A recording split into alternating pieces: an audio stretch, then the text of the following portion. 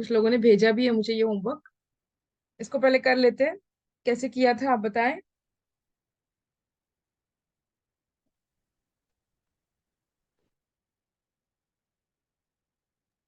Ma'am जिस word की ma'am ये जगह लिखा हुआ है ना उसको वैसे ही लिख देना, जैसे कि जी के नीचे एन लिखा है तो पहले हम एन लिख देंगे, और आई के नीचे ए मतलब लिखा है अरेंज हुआ है इसमें ना मैम। और एल के नीचे आर है तो उसको आर लिख देंगे, और टी के नीचे वाई है तो वाई लिख देंगे, एच के नीचे जैसे उसको वैसे ही लिख देंगे इसमें। जी मैम, ये आसानी से निकल रहा है वैसे करके। उसमें न्यूमेरल की जरूरत नहीं पड़ती, मतलब ABC 1 2 3 उसकी जरूरत नहीं पड़ती। जो वर्ड इसके नीचे है वैसे ही लिखते चले जाएंगे।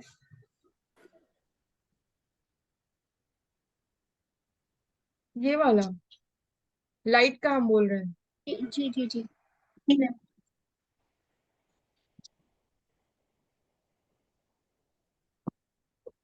तो यहाँ क्या होगा। यहाँ रहीमी पे का। आ जाएगा एन लिखा है मैम, एन लिखा है तो वो एन आ जाएगा। आई आ जाएगा। आई आएगा, जी के नीचे आई है हाँ, तो आई आएगा। और आई के नीचे ए है तो फिर ए आ जाएगा, एल के नीचे आर आ जाएगा, टी के नीचे वाई आई आ टी आर। जाएगा, और हाँ। एच के नीचे एन आ जाएगा। Y N. हम्म। हम्म। यहाँ पर ये क्वेश्चन में क्या हुआ पहले ये देख लेते हैं कि ये तीनों को अलग से किया है, ये तीनों को अलग से, दोनों को अलग से किया है ना, इन दोनों को ऑपोजिट किया है, इन दोनों को ऑपोजिट किया है। ये इसने किया है। ठीक है। पहले ये समझना जरूरी है कि क्वेश्चन ने क्या किया है, फिर उसी के हिसाब से हम लोग करेंगे। तो HT था उन्होंने कर दिया TH, और ये LIG था उन्होंने कर दिया GIL। तो हम भी इसी तरह करेंगे, ये तीनों को अलग, ये तीनों को अलग। RAI को IAR, और फिर NY को YN। ऐसे ही बोल रहे हैं आप लोग। जी मैम। ऐसे भी और जी ऐसे जी भी हो सकता है ना कि एल मैम के नीचे वैसे भी हो रहा है, जैसे ना आप जैसे ऊपर हाँ, लाइट के ऐसे नीचे भी ना हो रहा है। GLIHT जो लिख वर्ड दीजिए जिसके नीचे लिखा बराबर। है ना हाँ। उसको उसी के नीचे लिखना है। जैसे कि एल के नीचे आर लिखा है तो एल के नीचे आर ही आएगा, और आई के नीचे ए लिखा है तो आई के नीचे ए ही आएगा। वैसा ऐसे नहीं है, जैसे भी कई ये होगा, वाला। इसमें कोई सिस्टम जरूर कभी होता है और कभी नहीं भी होता है, तो जो हाँ वर्ड तो जैसे वो लिखा होता ऑप्शन है के उसको हिसाब से वैसे ही लिख होगा। दीजिए। हाँ ऑप्शन के हिसाब से होगा, लेकिन इसका आंसर यही है कि इस तरह से करना है। असल में तो ये जी। ऑप्शन के हिसाब से होगा। ठीक है। जी मैम।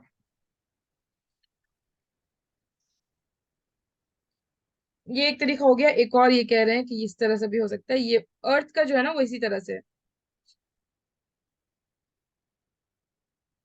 एल के नीचे आर है तो आर यहाँ जाएगा, आई तो ए, और जी के नीचे आई है तो अच्छा इस तरह से भी हो सकता है। ठीक है। और एन, बात वही हुई। ठीक है। जी मैम। अरे ठीक है, कैलेंडर का देखते हैं। इसका क्या किया। मैम इसका भी वैसे ही निकल जा रहा है, मतलब CC नीचे रख देंगे, हम्म। RR साइड में जो लास्ट के दो वर्ड वो है अल्फाबेट है, उसके बाद क्रॉस क्रॉस करके वो आर का इधर आर ले आएंगे और आई का इधर आई करके। हम्म।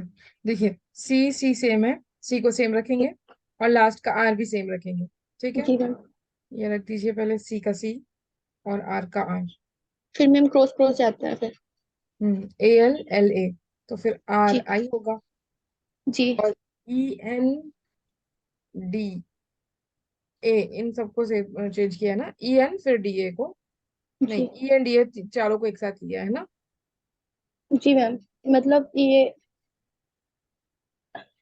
मतलब एक एक गैप करके लिया है मतलब।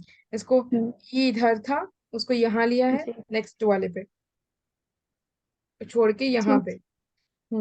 इसको जी। यहाँ लिया है। मतलब वो नंबर देखना है कि 1 2 3 4, अगर सब सिर्फ हम इन लोगों को लेंगे 1 2 3 4, तो ये देखिए कि 1 को लिया है 3 पे, 1 को लिया है 3 पे। आप ऐसे भी कर सकते हो, ई के नीचे क्या है C, तो हम ई के नीचे C डालेंगे, ऐसे भी कर सकते हो। और ए के नीचे जी क्या है। मैम यहाँ ई के नीचे सी नहीं आएगा ना, एल आएगा।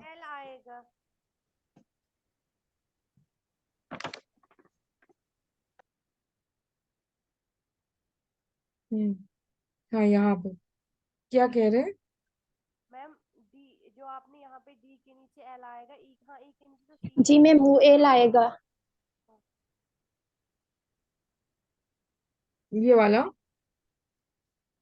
जो मैम ए है ना, हाँ हाँ एल वन, यहाँ जो एल ए आर है ना, तो आर के इधर साइड जो आएगा वो एल आएगा, पहले सी नहीं आएगा, उसके बाद सी आएगा। ऑप्शन चेक करते हैं पहले जे, तो पता चल जाएगा।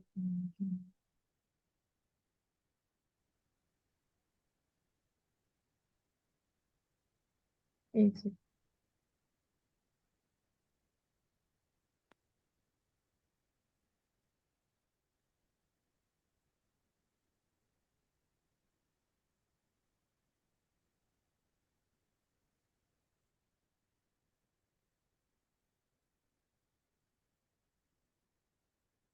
ठीक है।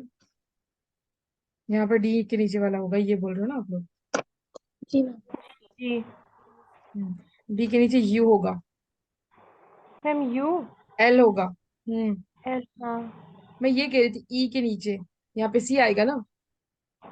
ई के नीचे सी, जी ए के नीचे हम्म यू ही आएगा। ई के नीचे सी, और एन के नीचे, एन के नीचे क्या होगा? यू। यू होगा, ए के नीचे। ए ही है, फिर ए है बताना हमारा। हाँ, मैं यही बता रही थी, आप लोग इधर शायद समझ रहे थे, उसको ऐसे डालना चाहिए था। मैं ये गैप छोड़ के यहीं पे बता रही थी, इसलिए कंफ्यूज हो गई। सही है अभी? जी मैम अब सही है। तो मैम, हम्म मैम हाँ, ये वाली समझ में नहीं आया, जो आपने ऊपर की थी ना कंप्यूटर की, तो उसमें अलग से किया, इसमें अलग से, तो वैसे उस तरह की नहीं करना है क्या? कंप्यूटर जैसे कंप्यूटर पे किया था वैसे तरह नहीं करना है क्या? मतलब देखना होगा जिस तरह से ये फॉलो होगा, ये वाला क्वेश्चन में ये जैसे फॉलो होगा, उसी के हिसाब से हमको ये करना होगा। अच्छा। इसको ले लीजिए, पहले नंबर्स ले लीजिए, उसके बाद कर लेंगे, ठीक है? 1 2 3 4 5 6 7 8। 1 2 3 4 5 6 7 8।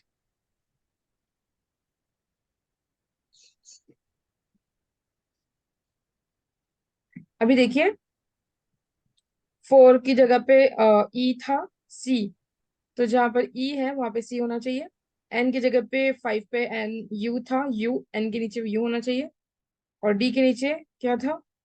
एल, तो डी के नीचे एल होना चाहिए, और ए के नीचे ए होना चाहिए। ठीक है, आया समझ अभी आप लोगों को? जी मैम।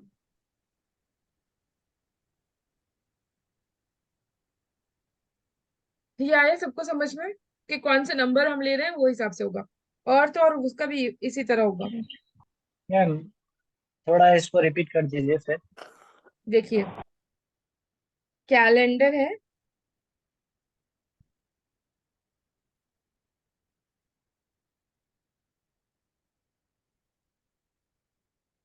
इसको लिखा गया है इस तरह से, CLANAEDR। ठीक है, और ये पूछ रहा है सर्क्यूलर, इसको कैसे लिखेंगे? ठीक है, तो अब ये देखिए,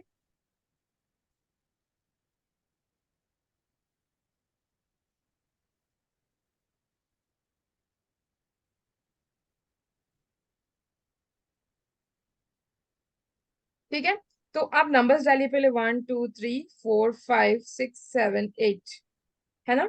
यहाँ पे सी, दो चीजें देखिए, स्टार्टिंग और लास्ट वाला सेम है, स्टार्टिंग एंड लास्ट वाला तो सेम जगह लिख देंगे। सी की जगह सी, और आर की जगह R, C R, R sorry, ये हो गया। उसके बाद देखिए, नंबर्स के हिसाब से आप चल सकते हो, जैसे ए के नीचे आई था, जी तो यहाँ भी ए के नीचे आई ही डालोगे आप। ये ए और एल को उल्टा कर दिया है उसने, एल के नीचे आर था, यहाँ पे भी एल के नीचे आर ठीक है। डालिए। एन के नीचे क्या है? यू है, तो एन के नीचे यू डालिए। ठीक है, और यू है। ई के नीचे सी है, ई के नीचे सी डालिए। ठीक है, और डी के नीचे एल है, डी के नीचे एल डालिए। ए के नीचे ए है, तो ए के नीचे ए डालिए। समझ आया अभी? ठीक है, थैंक यू जी। मैंने इसका कैलेंडर के नीचे वो NAED इसको उनके नीचे रखा था, इसीलिए नहीं मिला। आपको क्या था आंसर? सेम आंसर आया था फिर अलग सर आया? वो तो हाँ, मिला नहीं पाया। हम्म, मतलब मिल नहीं रहा, कर नहीं पाया। अच्छा ठीक है।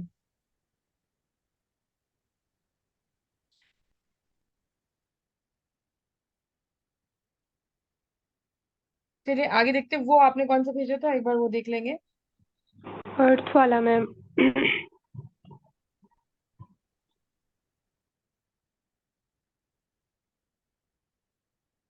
अर्थ वाला। अर्थ को लिखा हुआ है, या फिर आप जी। अपने इसके नीचे करके भी देख सकते हो, इसको हम देखना क्वेश्चन को। अच्छा मैंने रिकॉर्डिंग स्टार्ट किया। हाँ, कभी अगर हम रिकॉर्डिंग करना स्टार्ट करना भूल जाए तो आप लोग याद दिलाना होगा।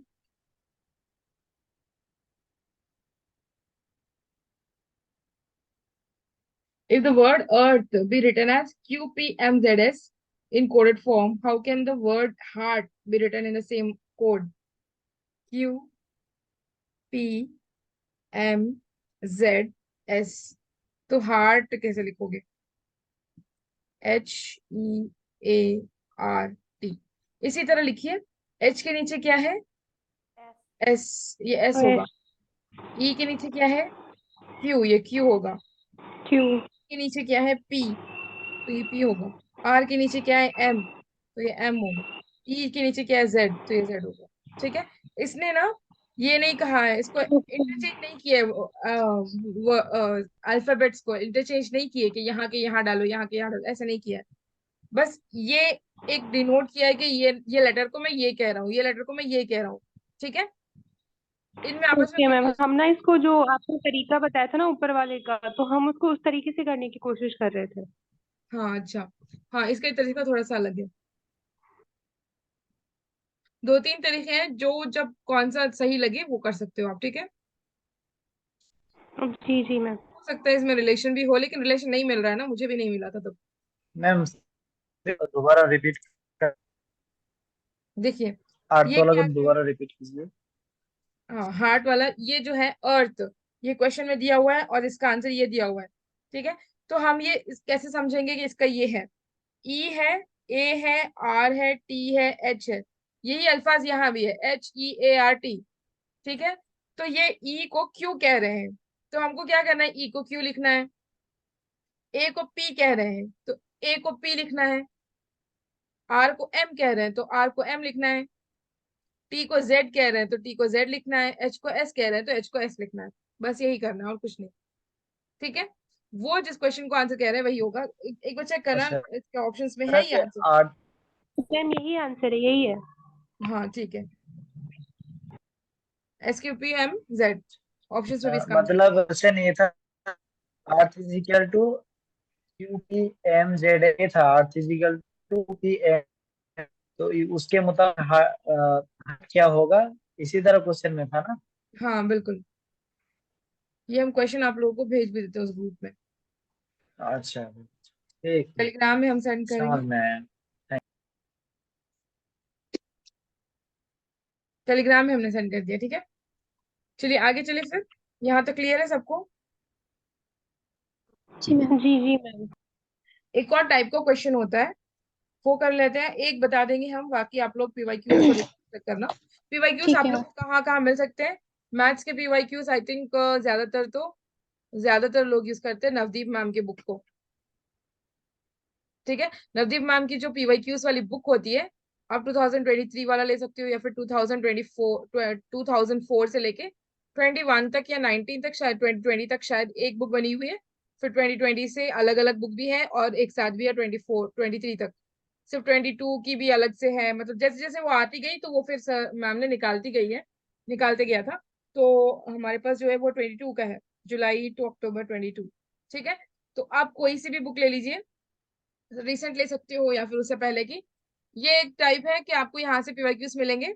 यहाँ पे सारे मैथ्स के पीयूष मिलते हैं, ठीक है। तो आप एक साल के भी, मतलब एक साल के पूरे शिफ्ट के 24 शिफ्ट होते हैं, कभी 15 शिफ्ट होते हैं, ये भी अगर आप कर लोगे तो ये आपके लिए काफी है, ठीक है। एक तरीका आपको पता चल जाएगा, फिर आप कर सकते हो। मतलब बुक अगर ले रहे हो तो ये एक साल के भी या 2 साल के भी काफी है मेनली। तो अगर आप और करना चाहते हो बिल्कुल कर सकते हो, कोई बात नहीं है। और तलवीर सर ने भी अगर प्रोवाइड किया तो कर सकते हो। लास्ट टाइम तलवीर सर ने स्टार्टिंग के शिफ्ट्स के पेपर सेंड किए थे, तो उसमें मैथ्स के बहुत सारे क्वेश्चंस आए हैं, ठीक है। ऐसे तलवीर सर ज्यादातर जो मैंने देखा है कि मैथ्स के अलग से कोई पीडीएफ नहीं भेजते।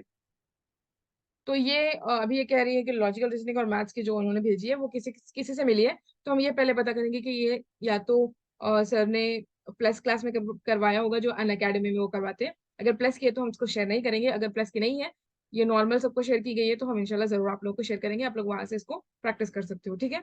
या तो आप बाईजूस पे अगर आप हो तो वहां से कर सकते हो। कहीं से भी आप लोग को जहां से भी मिल जाए पीवाईक्यूज, आप लोग कीजिए उसको। और मेन यूट्यूब चैनल पे चले जाएंगे तो आप लोग यूट्यूब पे भी सारी बहुत सारे क्लासेस सारे लिए, वहां से भी आप लोग उसको देख सकते हो। बहुत सारे मैम्स लेते हैं। और अदिति मैम भी, अदिति मैम को आप लोग जानते होंगे, अदिति मैम भी अपने चैनल जेआरएफ अड्डा चैनल भी है इनका, और इनका ये भी है, क्या कहते हैं, एक ऐप है ये। तो वहां पर उन्होंने कहा है कि वो पीवाईक्यू शेयर करेंगी, और उन्होंने एक दो शायद किए भी है। तो आप लोग उसमें चेक करना, अगर उसमें मैथ्स के होंगे तो वहां से भी आप लोग उसको प्रैक्टिस कर सकते हो। डीआई तो आपको मिल जाएगा, डीआई की कोई प्रॉब्लम नहीं है, लेकिन मैथ्स की क्योंकि तलवीर सर ज्यादातर नहीं शेयर करते हैं, तो अगर मिल जाए तो आप लोग जहां से भी मिले कर लेना, ओके। कम से कम 2020 से लेके 23 तक तो करना ही है, ओके। या फिर 2019 तक, 19 से एक दो शिफ्ट के अच्छे से करना। जब आपको ये बुक से कर लेना, अगर हो सके तो लेके कर लेना, या फिर किसी से लेके, या कैसे भी। अगर आप एक बार कर लोगे ना एक साल के अच्छे से, फिर दूसरे साल के 2-3 साल के आप आसानी से कर सकते हो, जल्दी से, ठीक है। फिर आपको कोई परेशानी नहीं होगी उसमें करने में। जो जो भी हम करवा रहे हैं अभी, जैसे हम लोग का नंबर सीरीज वगैरह हो गया है, तो नंबर सीरीज नहीं, अल्फाबेट सीरीज, कोडिंग डिकोडिंग, तो आप इन्हीं क्वेश्चंस को कीजिए, ठीक है। जो आप सेम चीज प्रैक्टिस करोगे तो आपकी ये चीज अच्छी हो जाएगी, परफेक्ट हो जाएगी। उसके बाद जो जो हम टॉपिक करवाते जाएंगे, आप लोग इसको करते जाइए, ठीक है। जी मैम।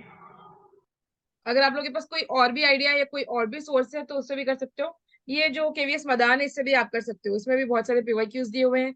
और हर लेसन के बाद ये एमसीक्यूज भी देते हैं, वहां भी टॉपिक टॉपिक वाइज के हिसाब से, वहां से भी आप कर सकते हो, जरूर कर सकते हो, करना भी चाहिए, ठीक है। देखिए ये क्वेश्चन में देते हैं कि इफ रेड मीन्स ब्लू, ठीक है, और ब्लू मीन्स ग्रीन, और ग्रीन मीन्स ऑरेंज।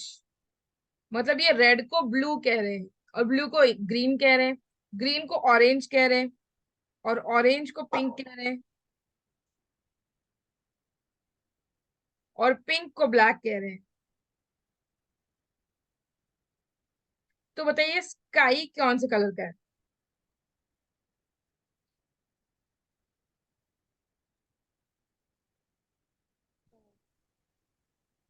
मैम इसमें एक ही ऑप्शन चूज करना है? हाँ, आप ही को पूछ रहे हैं, आप लोग बताइए।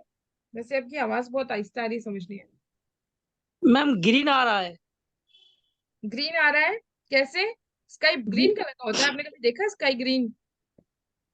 ब्लू ब्लू ब्लू को ग्रीन कहते हैं ना। हाँ, असल में है ब्लू, है ना। स्काई तो ब्लू कलर का होता है, लेकिन ये क्या कह रहे हैं, ब्लू हम्म। को ग्रीन कह रहे हैं। तो आंसर में क्या जी होना चाहिए, ग्रीन होना चाहिए, ना कि ब्लू, ठीक है। ग्रीन। मैम ग्रीन होना चाहिए तो नहीं। हाँ, ग्रीन होना चाहिए। जी मैम। हमारे हिसाब से नहीं, ये जो लॉजिक ये यूज कर रहे हैं कि ब्लू को ग्रीन कह रहे हैं, तो ब्लू हम क्या कहेंगे कि स्क्रीन ग्रीन है, फिर स्काई ग्रीन है फिर, ठीक है। Yes ma'am. मतलब मैम ये जो क्वेश्चन, मतलब कलर्स दिए होते हैं क्वेश्चन में, फिर जो नीचे पूछा जाता है तो जो हमारे ऊपर कलर्स दिए होते हैं उस हिसाब से हम आंसर लिखते हैं, मतलब ढूंढते हैं। हाँ, हाँ बिल्कुल। जो कलर हमको पता है कि ये ओके। कलर का ये चीज होती है, तो फिर आपको देखना है कि वो कलर जी। किसको डिनोट कर रहा है, तो फिर वो आंसर होगा। अब मुझे बताइए कि संतरा कौन से कलर का होगा? और ऑरेंज जो पिंक। है, पिंक होगा पिंक मैम। कलर का होगा। Yes ma'am. आग कौन सी कलर की होगी? आग, फायर, ब्लू कलर, हाँ, fire. Blue, blue, blue. Blue colour की होगी, ठीक है। ब्लू तो इस तरह से क्वेश्चन वो दे सकते हैं, आप लोग इसके लिए भी प्रिपेयर्ड रहना। वैसे इसमें अगर आप अगर आप प्रैक्टिस करोगे तो हो जाएगा। वो पीवाईक्यूज में आएंगे तो वहां कर लेना। बस मैं एक तरीका बता रही हूँ कि ये भी ऐसे पूछता है, ये भी एक टाइप का क्वेश्चन आया हुआ है। एक जी और मैम, देखा है हमने ऐसा क्वेश्चन। हाँ, होते हैं। एक और टाइप होता है पिट दार ना, मीन्स यू आर गुड। बस ये कोडिंग डिकोडिंग, यानी कि जो चीज कोड है उसको डिकोड कर रहे हैं कि पिट का मतलब है यू, डार का मतलब है आर, ना का मतलब है गुड।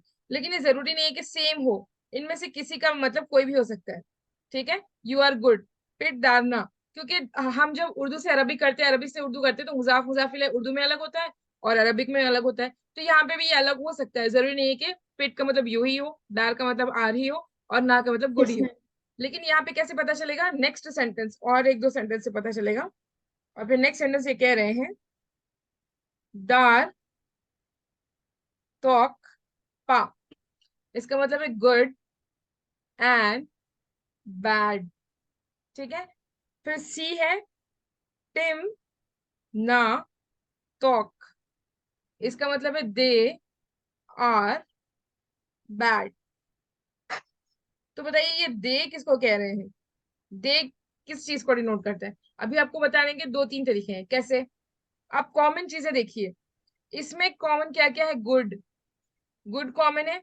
तो इसमें इन दोनों में देखिए कि कॉमन चीज क्या है। पिट दार ना और स्टार, दार तो पा में दार कॉमन है। तो मतलब ये डार। गुड जो है इसका मतलब है दार, डार, ठीक है।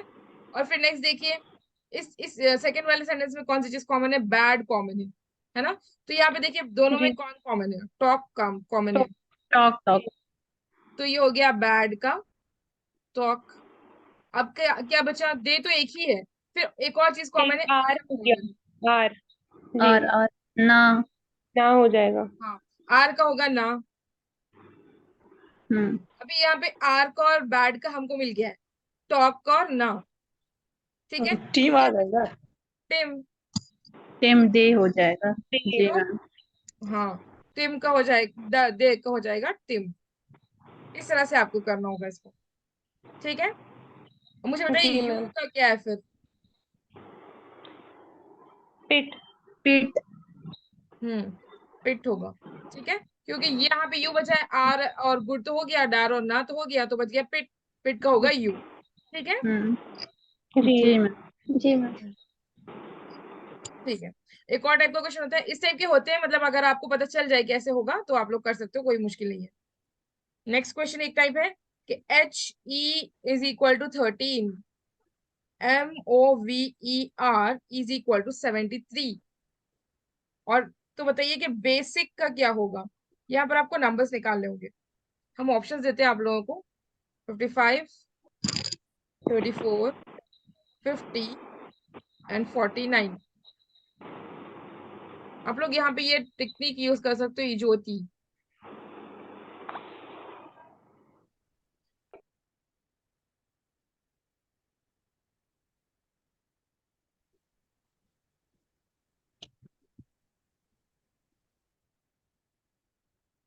मैम इसमें हमें पहले ये देखना है कि अल्फाबेट किस नंबर पे आ रहा है, फिर उनमें प्लस करना है। हाँ बिल्कुल।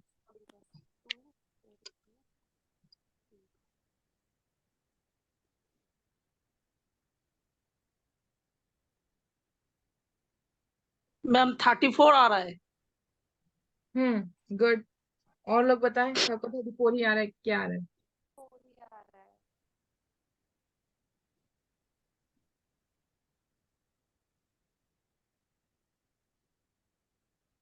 सबको आ रहा है?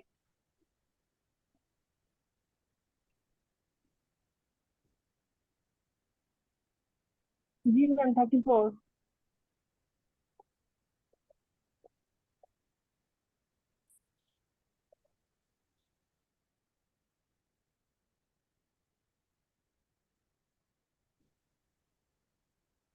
Yes ma'am 34। 34 कैसे पता चला? मैम बी का 2 है, मैम ए का 1 है, फिर एस का 19 है, और आई का 9 है, सी का 3 है, फिर इनको प्लस किया है। इनको आपस में प्लस जी मैम करेंगे। 34 आ रहा है। अच्छा, क्योंकि मैंने यहाँ पे बता दिया कि ये टेक्निक यूज करना है इसीलिए हुआ। तो आपको पहले ये चेक करना पड़ेगा कि एच ई का क्यों 13 इसने दिया है क्वेश्चन में, है ना। मूवर का 73 दिया तो क्यों दिया है, तो आपको यहाँ पे आपस में प्लस करके देखना होगा नंबर्स को निकाल के, ठीक है। तभी आपको पता चलेगा कि ये ऐसे हो रहा है। क्लास में तो आसान होता है कोई चीज करना या फिर किसी चीज जी को देख के करना, लेकिन जब हम खुद से करने बैठते हैं तो नहीं आते। क्यों? क्योंकि फिर हमारा जहन पूरा उसमें लगना होता है, क्वेश्चन को समझना हमको होता है। तो इसीलिए अब आप अपने से करेंगे तो आपको ज्यादा अच्छा प्रैक्टिस होगी, ठीक है। कोशिश कीजिए कि आप लोग करें। एक और है क्वेश्चन, जैसे इफ 7461 is coded as 135, ठीक है, what will be the code for 6893? इसका क्या होगा? हम ऑप्शंस देते हैं। अभी क्वेश्चन भी आपको ही समझना है और आंसर भी आपको ही देना है।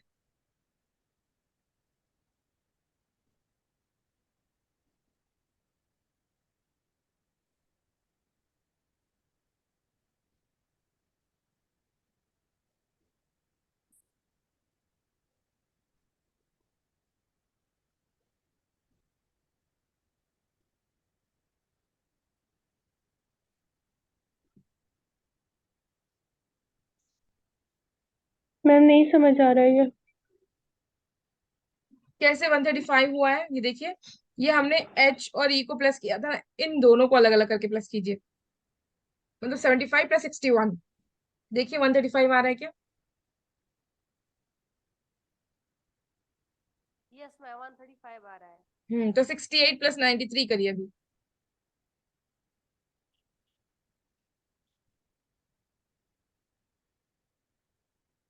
मैम नहीं आ रहा समझ में। मैम क्या करना है इसको? 161 मैम 161। हाँ 161 है कि 51? 61 मैम। 51 आ रहा है। 51 51। 51 होगा। देखिए 74 प्लस 61 ये दो है ना, इसको आपस में तोड़ दीजिए और प्लस कीजिए आपस में, बीच में से तोड़ दीजिए और आपस में प्लस कीजिए। 74 प्लस 61, अब आप जब ऐड करोगे तो ये 5 होगा और ये 30 होगा, 13 होगा, जी 135। मैम। इसी तरह जी 68 प्लस 93 कीजिए, ये 1 हो ओके। गया, 10 6 161, वही तो 161 होगा। 61। 61। जी हम्म। मैम। ठीक है। जी किसने कहा था 151? उनको समझ आया कि 161 होगा क्योंकि कैरी होगा 1, ठीक है। जी मैम। जी मैम। जी मैम हो। अच्छा हमें बताइए कि आप लोगों में से किसी ने अभी तक पोमोडोरो ट्राई किया है? जी मैम। जी मैम हमने भी किया है। कैसे लगा, मतलब कितना इफेक्टिव था? मैम अच्छा, बहुत अच्छा लगता है, मतलब इफेक्टिव होता है ना, हाँ फोकस भी होता है उसमें बहुत। आप सब लोग भी ट्राई कीजिए, बहुत फायदा होगा इंशाल्लाह। और मैम क्या मैम चीज मैं बताया आपने? समझा नहीं इस बात को। हम्म क्या बोले आप, क्या बोले आप, मैं समझा नहीं। मैंने कहा था कि पोमोडोरो टेक्निक को ट्राई करना। Sorry, Pomodoro.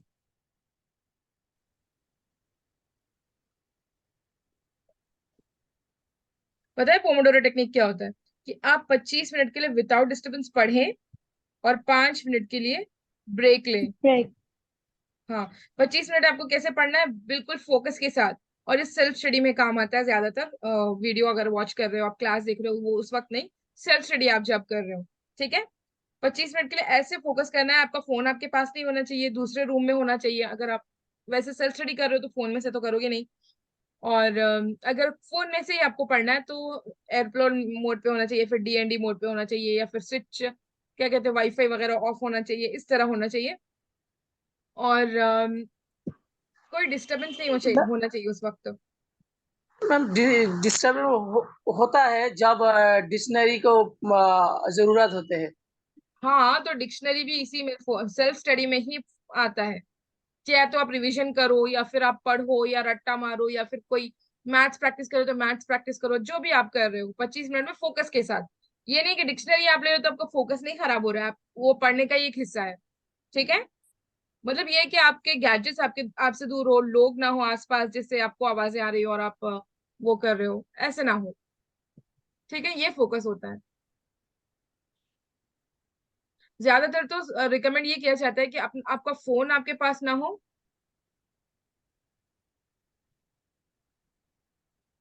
बिल्कुल। हाँ बिल्कुल, एक ऐप होता है, मैंने क्या किया था, फोकस टू डू ना, ये एक ऐप है, आप यूज कर सकते हो, बहुत सारे और भी है। इसको जरूर यूज कीजिए, इंशाल्लाह आपको बहुत फायदा होगा, स्पेशली रिवीजन में। जैसे आपने आज सब कुछ पढ़ा है, कल जब आप रिवीजन करने बैठोगे सुबह सुबह, तो 25 मिनट आप ये टारगेट लगाइए कि मैंने जो कुछ भी पढ़ा है पूरे दिन में, 2 सब्जेक्ट्स होते हैं ना, पेपर 1 और पेपर 2, तो आप कोशिश कीजिए 25 मिनट में सारा कुछ आप रिवाइज कर लो, एक पेपर 1 का, और 25 मिनट में सारा कुछ रिवाइज कर लो पेपर 2 का। तो 1 घंटा आप ऐसे रखिए जिसमें आप रिवीजन कर रहे हो। और रिवीजन आप लोगों को पता है कि कितना इंपॉर्टेंट होता है रिवीजन, है ना। जो कुछ आप पढ़ रहे हो, अगर आपने दूसरे दिन रिवीजन नहीं किया तो 70% ऑफ इट गोज अवे, ये सारा चले जाएगा अगर आप 24 आवर्स में आपने इसको रिवाइज नहीं किया तो। ठीक है, और धीरे धीरे जितना लॉन्ग आप टाइम लोगे, वो 30% भी बाकी का भी चलता चला जाएगा। तो ये बेस्ट, ये एक और चीज भी होती है कि सेम डे आप 3 रिवीजन कर लीजिए, वो कभी नहीं भूलोगे फिर आप। सेम डे आप 3 रिवीजन कर लीजिए। रिवीजन क्या होता है, 10th टाइम। आपको 1 घंटा कोई लगा, 60 मिनट्स आपको लगे एक चीज सीखने में, तो आपको सिर्फ 6 मिनट्स लगने चाहिए उसको रिवाइज करने में। अगर आप दूसरे दिन फिर बैठे हो और फिर आपको 60 मिनट्स या 50 मिनट्स लग रहे हैं उसको रिवाइज करने में, तो वो रिवीजन नहीं है, वो फिर से पढ़ना है। ठीक है, आप क्विकली उसको देखते जा रहे हो, देखते जा रहे हो, जहन में उसको रिजर्व करते जा रहे हो, कॉन्सोलिडेट करते जा रहे हो, रिटेन करते जा रहे हो, तो ये रिवीजन होता है। ठीक है, अगर आप एक चीज अभी पढ़े, आज थर्सडे है ना, फिर अगर आप उसको रिवाइज ही नहीं किया आपने, 1 घंटा आपको लगा कोई चीज रट्टा मारने में, कोई चीज पढ़ने में, या एक शख्सियत आपने पढ़ी, फिर अगर आप फिर उसको लिए फिर वेंसडे या थर्सडे को ही लेकर बैठे, तो फिर आपको 30 मिनट लगेंगे वो समझने के लिए। लेकिन अगर आपने इसके ही 5-6 रिवीजन अच्छे से कर लिए, अभी एक एक दिन में 2-3 बार देख लिया, फिर कल देख लिया, फिर परसों देख लिया, इस तरह से आपने देख लिया, तो आपको 6 मिनट ही लगेंगे। फिर बाद में 6 मिनट्स लगे, फिर कल 1 ही मिनट लगेगा, हो सकता है उससे कम लगे, 2 मिनट लगे, 1 या 2 मिनट के अंदर फिर वो होता चला जाएगा। और फिर ऐसे होगा कि आपके जहन में वो आ जाएगा, तो आप जब भी फ्री हो, खा रहे हो, कुछ काम कर रहे हो, बर्तन धो रहे हो, जैसे लड़कियां बर्तन धोती है, पका रहे हो, कुछ कर रहे हो, या फिर कोई भी काम आप फैमिली के साथ टाइम स्पेंड कर रहे हो, तो वो आपके जहन में अपने आप ऑटोमेटिकली वो आता चला जाएगा। क्यों, ठीक है। तो इस तरह से आप लोग को रिवीजन करना बहुत इंपॉर्टेंट है, और रिवीजन के बिना यूजीसी नेट को क्रैक करना पॉसिबल ही नहीं है। रिवीजन और पीवाईक्यूज और मॉक्स वगैरह ये सारी चीजों के बिना। अग्री करते हो आप लोग? यस बिल्कुल मैम। मैम, 100%। यूजीसी नेट के ना 3-4 मेन पिलर्स है। एक है कंटेंट, आपका कंटेंट अच्छा होना चाहिए, बेसिक्स अच्छे होने चाहिए। ठीक है, दूसरा पीवाईक्यूज। पीवाईक्यूज आपके कम से कम 3-4 साल के तो होने ही चाहिए, और अरबिक में तो 5-6 साल के डेफिनेटली। और उसका एनालिसिस होना चाहिए, ऐसे नहीं कि आप ऐसे ही पीवाईक्यूज कर रहे हो, नहीं, आपका एनालिसिस होना चाहिए कि कैसे क्वेश्चंस इसने पूछे हैं और आगे ये कैसे क्वेश्चन पूछ सकता है। एक साल में वो एक एक टाइम पे वो एक चीज को कंपल्सरी फोकस करता है ना। आप लोगों ने ये गौर किया होगा, जैसे पिछले 2-3 साल, 1-2 साल पहले वो बलागत को बहुत फोकस कर रहे थे, उसके बाद उन लोगों ने ट्रांसलेशन को बहुत उठाया, ट्रांसलेशन और वर्ड मीनिंग्स को। अभी लास्ट टाइम आपने देखा वो स्टेटमेंट वाइज उसने ज्यादा पूछा था। तो आगे आप प्रेडिक्ट कर सकते हो इसका एनालिसिस अगर आप करोगे तो, कि आगे क्या क्या चीजें आ सकती है, क्योंकि इससे पहले वाले 22 में उसने ट्रांसलेशन के इतने सारे क्वेश्चन दिए थे, 20+ क्वेश्चन आए थे, है ना। आप लोग मानते हो इस चीज को, 20+ और 25 आए थे जी क्वेश्चन, है ना। Yes ma'am. तो फिर उसने उसके बाद 23 वाले में, ये 22 की बात है, 23 वाले में उसने कितने दिए, 5 से 6 क्वेश्चन दिए। जी मैम, ट्रांसलेशन के बहुत कम थे उसमें। हाँ, लेकिन लोगों ने क्या किया, ये देखा कि ट्रांसलेशन से बहुत क्वेश्चन आ रहे हैं, ट्रांसलेशन करना बहुत स्टार्ट कर दिया, लेकिन आए फिर उसके बाद 5-6 ही। तो एक साल में वो एक टाइम पे वो एक ही चीज उठाते हैं, जो समझ जाए कि इस वक्त ये आने वाला है, आगे ये चीज होने वाली है, प्रेडिक्ट कर ले और इस तरह से प्रिपेयर करे। एक ही नहीं, 4-5 प्रेडिक्शन हमको करने चाहिए, हो सकता है ये आ जाए, हो सकता है ये आ जाए, हो सकता है ये आ जाए। तो जो इस तरह से प्रिपेयर करेगा वही कामयाब होगा। इसी को कहते हैं स्मार्ट प्रिपरेशन। ये नहीं है कि आप पढ़ते जा रहे हो, आप कितना भी पढ़ लो, हर बार पेपर टाइप चेंज होगा। आपने कितने भी अटेम्प्ट्स दिए हो, हर बार पेपर पेपर चेंज होगा, हर बार आपको फिर से नए सिरे से शुरू करना होगा। तो इसलिए आपको स्मार्ट इसी तरह बनना है कि आपको एनालिसिस करना है कि ये चीज आ सकती है। अब स्टेटमेंट्स क्या है, स्टेटमेंट वाले आए, अभी हो सकता है ये आ जाए, हो सकता है ये आ जाए, कौन सी चीज नहीं आई है, ये चीजें हो सकती है, ऐसे आपको प्रेडिक्ट करके पढ़ना है। और ये कैसे होगा, पीवाईक्यूज के एनालिसिस से ही होगा। जो ये करके पढ़ेगा वो कंपलसरी वो उसको अच्छे मार्क्स आएंगे। देखिए पहले से मैंने सोचा है कि ये टाइप का क्वेश्चन आएगा, फिर वो आ जाए तो सोचिए आपको कितना आसान हो जाएगा उसको करना, है ना। सिर्फ ब्लाइंडली जी हमको मैम। पीवाईक्यूज नहीं करना है, क्योंकि वो जी ब्लाइंडली पीवाईक्यूज करने वाला जमाना बहुत पीछे रह गया। पहले लोग पीवाईक्यूज करते थे, थोड़ा सा पढ़ते थे और फिर एग्जाम लिखते थे और बहुत अच्छे मार्क्स आते थे। लेकिन अभी ऐसा नहीं है, डायरेक्ट पीवाईक्यूज भी अक्सर नहीं पूछे जाते हैं, उससे निकाल के, बेसिक से निकाल के। हाँ टॉपिक्स वही होते हैं लेकिन पूछने का तरीका अलग होता है। लास्ट टाइम जब हम एग्जाम देकर आए तो सब लोग जब हम लोगों ने बताया कि ये चीजें पूछी गई थी, तो सबने कहा कि वाह ये तो सारे पीवाईक्यूज से ही थे, सारे टॉपिक्स पढ़े हुए थे, लेकिन उसको पूछने का तरीका ही ऐसा अलग था, है ना। पूछने का तरीका उसने अलग कर दिया था, जिससे वो हार्ड बन गया था। हार्ड तो मैं नहीं कहूंगी, लेकिन पूछने का तरीका उसने अलग कर दिया था। आती पीवाईक्यूज से ही है, लेकिन पूछने का हर बार तरीका बदल जाता है उसका, है ना। तो ये आपको समझना जरूरी है। तीसरी चीज है रिविजन, प्रैक्टिस। आप रिवीजन को अलग रख सकते हो, प्रैक्टिस को अलग रख सकते हो, या फिर एक साथ भी कर सकते हो। या तो आप क्या कहते हैं, यूनिट वाइज प्रैक्टिस करिए, ठीक है, एक एक यूनिट को उठाया, उसको प्रैक्टिस किया। अच्छा अलग अलग कर लेते हैं, चलिए बताते हैं फिर अलग अलग करके कैसे किया जाता है। बताएं कि नहीं, टाइम वेस्ट तो नहीं हो रहा है आप लोगों का। नहीं मैम बताइए। नहीं नहीं मैम, बताइए। हाँ तीसरी चीज है रिवीजन। आप ऐसे कीजिए, एक यूनिट को उठाइए, एक दिन टारगेट दीजिए, एक दिन एक यूनिट हम लोगों ने किया, मतलब अगर आप लोगों ने पहले इसको कंटेंट पढ़ा हुआ है तब हम बता रहे हैं कि इसको आप रिवाइज कीजिए अच्छे से। उसके बाद उसको प्रैक्टिस कीजिए। प्रैक्टिस कैसे करोगे, आप मॉक लगाइए। हमारे पास यूनिट वाइज मॉक्स होते हैं, अहम एजुकेशनल चैनल में है, एएसजीआई में है, अब बहुत सारे जगह, तो पास के बहुत सारे ने लिया हुआ है। तो ये लोग यूनिट वाइज देते हैं ताकि रिवीजन में आसानी हो और इसको प्रैक्टिस करने में आसानी हो। उसके बाद आप प्रैक्टिस कीजिए, या तो आप मॉक लगाइए, फिर टेस्ट सीरीज लगाइए। टेस्ट सीरीज ये होता है कि छोटे छोटे आपको देते हैं, एक एक टॉपिक, दो दो टॉपिक मिला के। और मॉक ये होता है कि ये फुल लेंथ होता है, 60 मिनट्स या फिर 120 मिनट्स का, 2 आवर्स का, 1 आवर्स का। ये देना इंपॉर्टेंट है, लेकिन इससे भी इंपॉर्टेंट है इसके बाद इसके एनालिसिस करना। हम कहाँ स्टैंड कर रहे हैं, हम खुद ही जानते हैं कि हम कितने पानी में हैं। कोई और तो बता नहीं सकता कि हम कितने पानी में हैं। तो हम कहाँ स्टैंड कर रहे हैं, मेरा क्या पोजीशन है। अगर मैं यहाँ पे ये क्वेश्चन नहीं कर पा रही तो क्यों मैंने नहीं किया। अक्सर ऐसा होता है कि कॉमन सेंस वाले क्वेश्चंस हमारे रॉन्ग हो जाते हैं। कॉमन सेंस बाद में देख के पता चलता है कि अरे ये तो इतना इजी था, पता नहीं मुझे क्यों नहीं आया। तो वो क्यों हमको यहाँ ढूंढना है। यहाँ मिस्टेक करना बेटर है ना, क्वेश्चन वहां एग्जाम में मिस्टेक करने से बेटर है कि हम यहाँ मिस्टेक करें और उसको यहीं सीख के जाएं। तो आप लोगों को ये एनालिसिस करना है और एनालिसिस पे देखना है कि कौन से मेरे सही हो रहे हैं, कौन से गलत हो रहे हैं, और टाइम कितना मुझे लग रहा है।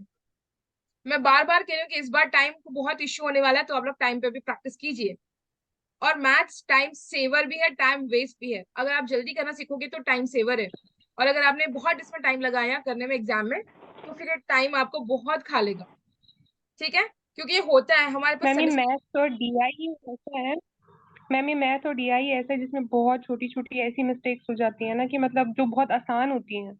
हाँ बिल्कुल, एक छोटी मिस्टेक से हमको बचना है ताकि टाइम कंज्यूम ना हो। तो ये कैसे होगा, आपकी प्रैक्टिस, अगर आपको बार बार ये मिस्टेक हो रही है, अब अगर आप अब प्रैक्टिस कर रहे हो मैथ्स को, तो आपको पता चल जाएगा, क्योंकि अभी भी मिस्टेक्स होंगी, तो आपको पता चल जाएगा ये मिस्टेक्स मेरी हो रही है। कभी एडिशन में भी, बहुत बेसिक चीज, एडिशन में बहुत सारी गलतियां होती है, क्योंकि ये बहुत सारे ऐसे ऐसे ऐसे करके बहुत लंबे लंबे आते हैं। तो ये ऐसे प्लस करने में हमको बहुत बार अलग जी अलग मैम। आंसर्स आने लगते हैं। तो ये आपको पता चलना चाहिए यहीं पे कि ये मेरा वीक पॉइंट है, तो आपको यहीं पे इसको इसके ऊपर प्रैक्टिस करनी है ना। यहीं पर इसको प्रैक्टिस करना है। जब आप यही प्रैक्टिस करके जाओगे तो वहां प्रॉब्लम नहीं होगी। डीआई भी अगर आपने अच्छे से प्रैक्टिस की तभी आप वहां कर पाओगे। अगर नहीं प्रैक्टिस नहीं किया, आधा अधूरा किया आपने, थोड़ा बहुत प्रैक्टिस किया, लेकिन आपको लग रहा है 1 घंटा सिर्फ डीआई प्रैक्टिस करने में, डीआई को करने में, तो आप वहां जाके तो उसको नहीं कर सकते हो। या तो आप डीआई को पूरे ही छोड़ दीजिए, करिए ही मत, या फिर इतना अच्छा कीजिए कि 5 मिनट में आ जाए। अगर 5 मिनट में आ गए तो आपके 10 मार्क्स प्रिजर्व हो जाएंगे। अगर नहीं करेंगे तो वैसे ही 10 मार्क्स आप यहीं पे छोड़ के जा रहे हो। ये सोचिए कि आप यहीं पे जेआरएफ छोड़ के जा रहे हो, तो फिर आप जाके वहां पे नेट क्रैक भी करना आपका मुश्किल हो जाएगा। मैथ्स अगर आप छोड़ के जा रहे हो और डीए छोड़ के जा रहे हो, तो समझ लीजिए यहीं पे आपने ये सोच लिया कि मुझे जेआरएफ नहीं करना है ना। कोई टॉपिक अगर आप छोड़ के जा रहे हो जो बहुत इंपॉर्टेंट है एग्जाम में, तो आप ये पहले ही सोच के जा रहे हो कि मुझे तो जेआरएफ नहीं करना है ना। तो ये चीजें होती है, ये छोटी छोटी चीजें बहुत इंपॉर्टेंट होती है, आप लोगों को यही से प्रैक्टिस करना होता है।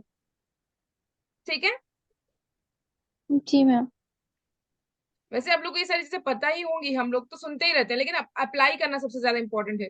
हम बार बार सुनते हैं कि रिवीजन कीजिए, प्रैक्टिस कीजिए और पीवाईक्यूज कीजिए, कॉन्सेप्ट को अच्छे बनाइए, बेसिक्स को स्ट्रॉन्ग कीजिए, लेकिन हमको इसको करना है। जब तक हम इसको अप्लाई नहीं करेंगे तब तक हम कामयाब नहीं होंगे, क्योंकि एग्जाम अभी पहले जैसा नहीं रहा है, बहुत ज्यादा कंपटीशन इसमें हो गया है।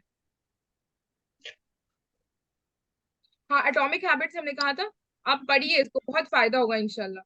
यस, डीप स्टैश से भी आप कर सकते हो, बिल्कुल। डीप स्टैश पे बहुत अच्छा ऐप है, और अगर आप उसका फ्री वर्जन यूज करो तो बहुत अच्छा है, लेकिन उसका वो जो पेड वर्जन वो थोड़ा महंगा है। आप उसको फ्री वाले में भी यूज कर सकते हो, 7 days वो फ्री ट्रायल देता है, लेकिन उसके बाद भी वो बहुत सारे रिकमेंडेशंस देता रहता है जिसमें हम कर सकते हैं।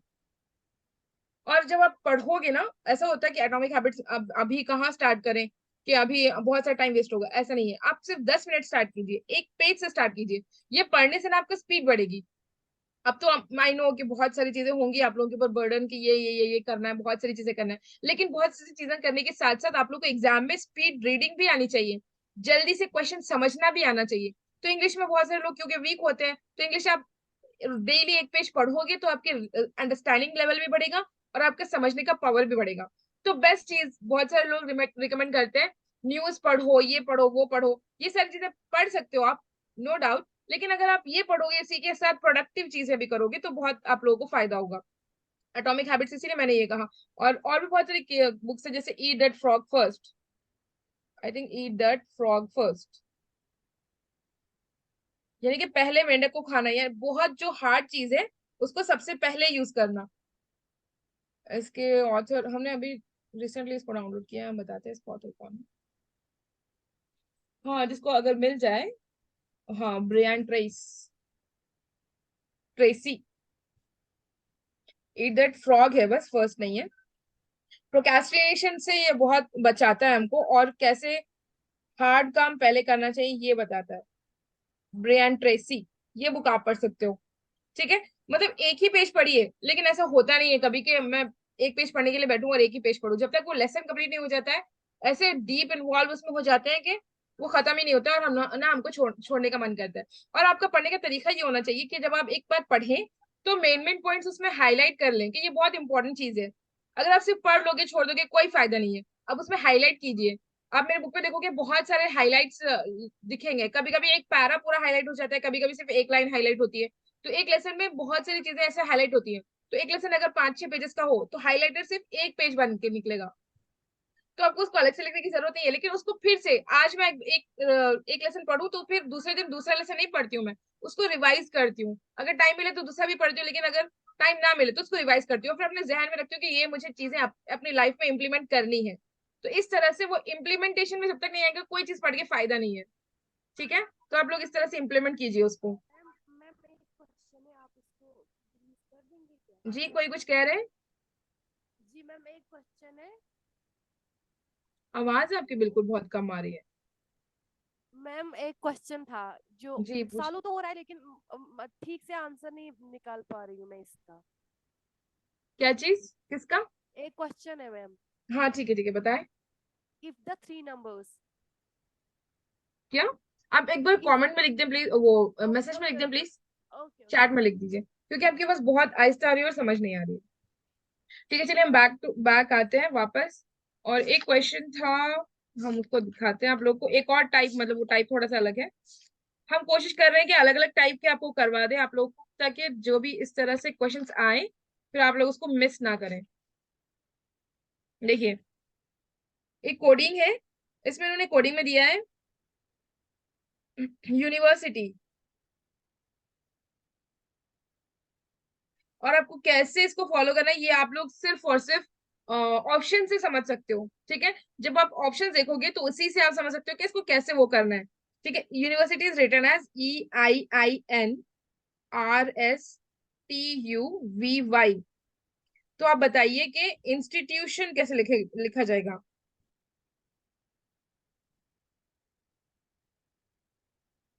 आप डायरेक्ट करना चाहो तो कर सकते हो, नो डाउट, लेकिन हम ऑप्शंस दे रहे हैं ताकि आप लोगों को पता चल जाए कि कैसे कैसे इसको करना है।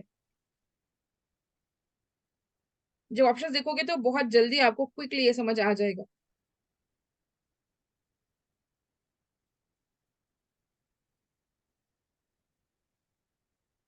हमारी आवाज पहुंच रही है आप लोगों तक? जी ma'am.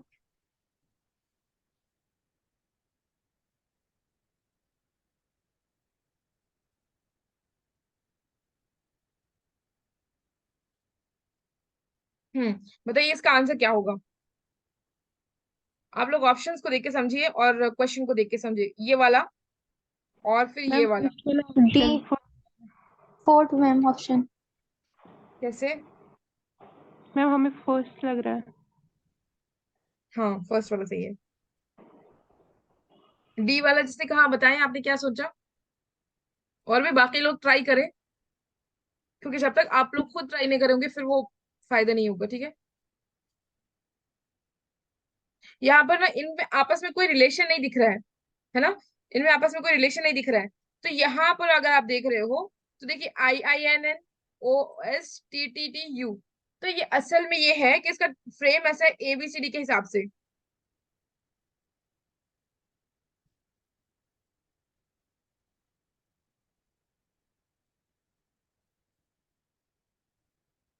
You V W X Y Z, ठीक है? इस हिसाब से क्या हुआ है देखिए, इसमें ई आ रहा है, ई, उसके बाद डबल एन है, आई आई आई आई, उसके बाद एन, फिर R S T U V Y.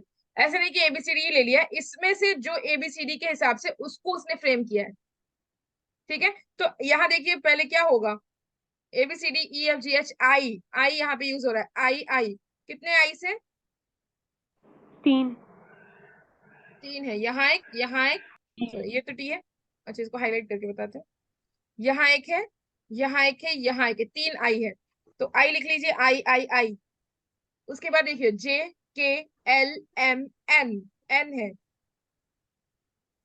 ये हो गया एन एन, एन दो हो जी गया 2 एन। उसके बाद होगा 2 एन।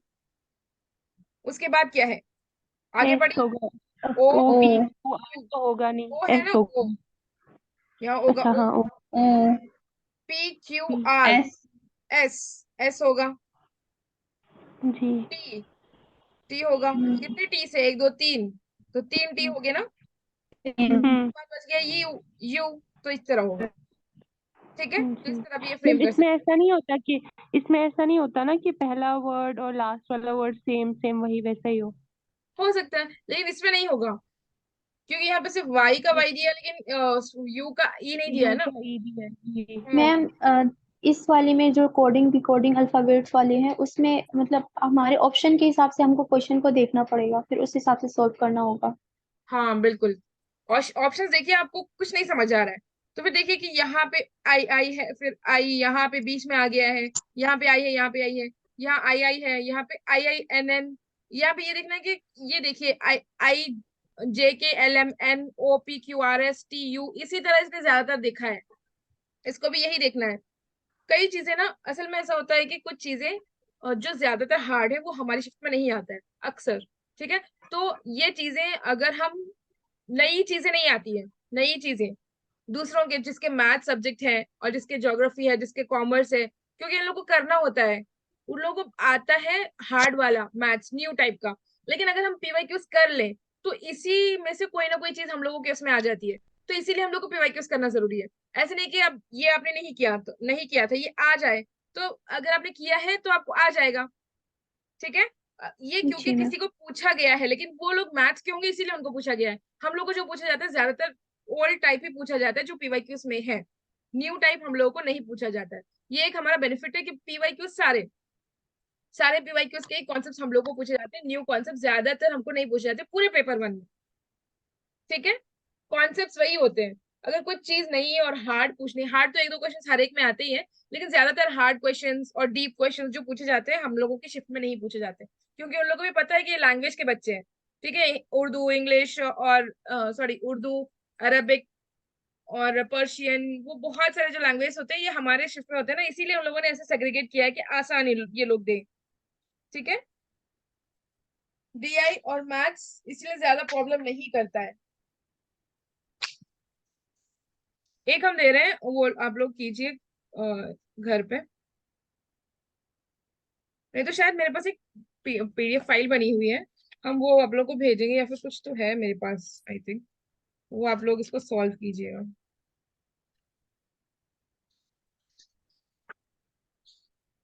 देखिए हम दे रहे हैं, उसको आप लोग कीजिए। 467 मीन्स लीव्स आर ग्रीन,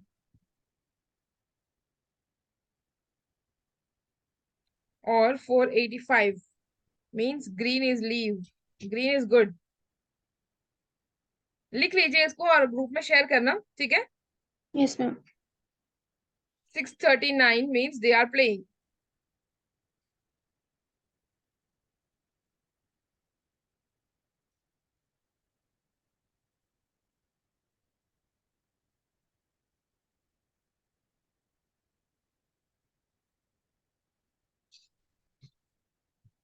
तो आप लोग लीव्स का बताइए, इसमें ना सबका बताइए कि लीव्स का क्या होगा, आर का क्या होगा, ग्रीन का क्या नंबर होगा, ठीक है।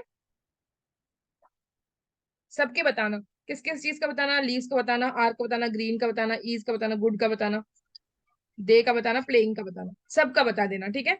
एक का निकालने से बेटर है जी कि मैम।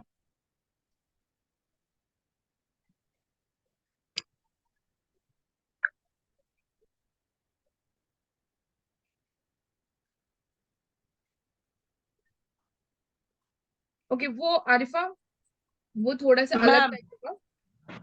हाँ, अब मुझे ना हेलो ये मैम। पे भेजना, मैं इसको करवाऊंगी आप लोगों को। मैम ग्रीन 4 आ रहा है और R6 आ रहा है।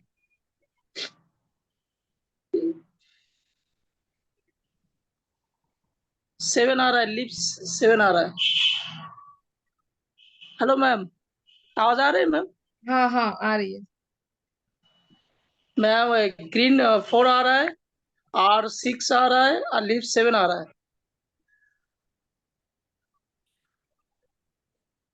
ठीक है। आप मुझे लिख के भेजना। और आरिफा आप भी, शायद मेरे पास यहाँ पे कॉपी नहीं हो पाएगा, होगा। इंशाल्लाह हम इसको करके आप लोगों को बताएंगे, वो जब एवरेज आएगा तब करेंगे, या फिर नॉर्मली जब भी होगा, ठीक है।